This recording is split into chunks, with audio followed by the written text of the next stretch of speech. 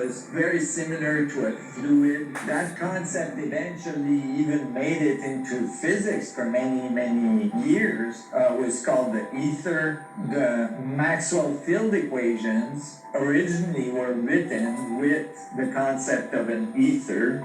The ether would be the carrier of the electromagnetic waves, and so on. And eventually, it was replaced by space-time, by Einstein. It became a conceptual mathematical model. Although Einstein agreed with it at the beginning, eventually, 10 years later, he changed his opinion and made very clear statement that relativity, general relativity, has no meaning without an ether, without this fundamental energy source. It really is present in quantum physics and quantum field theory today still.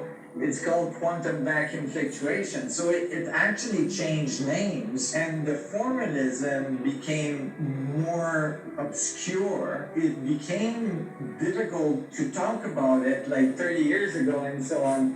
It was almost taboo to talk about quantum vacuum fluctuations, although they were very much present in the equations of quantum field theory and were required for many different mechanisms in quantum physics. The numbers are so enormous that in general, physicists said that it's either wrong or it all cancels out because all the waveform cancels out and we can ignore it. At the time, there was no physical measurement of this energy. But eventually, in the 90s, there was measurements that were done called the Casimir effect, and then the dynamical Casimir effect, and then other measurements that were done actually cosmologically, and so on. This energy is very much there. It's very much present. And the ancient people knew about it. They knew it was the source of matter. And then I wrote physics that proves that supports that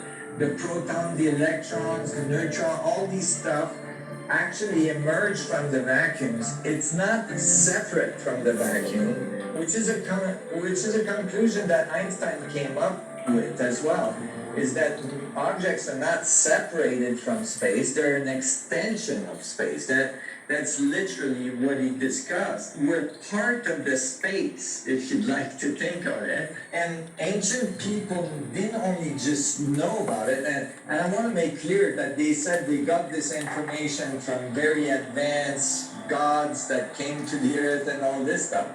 But as well, they knew that it had some geometric component to it, that there was some geometric symbolism that you could express that actually described the workings of this energy and how it coheres, how it becomes self-organized to produce matter and the forces of nature and the constants of nature and so on.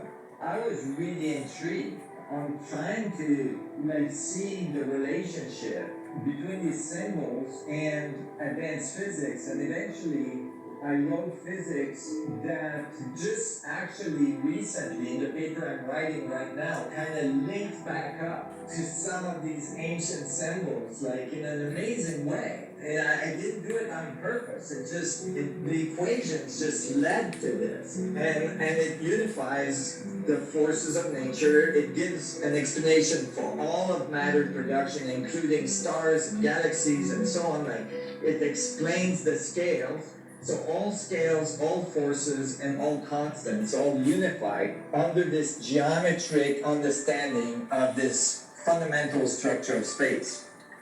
There is development of these technologies that have been successful all around the world at different times of history, going at least all the way back to Tesla and others at the time and forward as well. There's multiple inventors and scientists that have been successful at extracting some of that energy, and I would even venture to say that the early tests that were successful with what was called at the time cold fusion were some of the first experiment that supported the extraction of this energy. Interestingly, it was poo-pooed at the time, but it was crashed by hot fusion guys. The currently there's international scientific meetings that are occurring in Europe that is sponsored by most of the countries in Europe in the development of that very technology. I think we're actually really, really close. Certainly, we're arriving at a place in our history where we have to transcend